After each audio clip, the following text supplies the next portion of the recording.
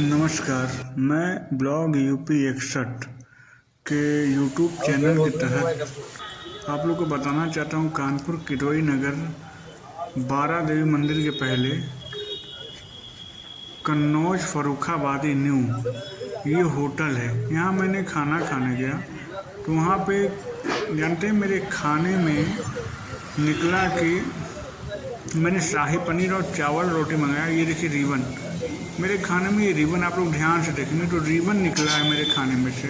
लोगों से बात किया तो जबरदस्ती बात की। ये मेरे मुंह के अंदर से निकला है। कमेंट में फर्रुखाबादी करिएगा। कन्नौज का जो है बैनर, यहाँ से मेरे खाने में से निकला था। मैं खाना खा रहा हूँ, ये देखिए, ये देखिए, मैं यहाँ से खाना खा रहा था, उस दौरान निकला ये वीडियो।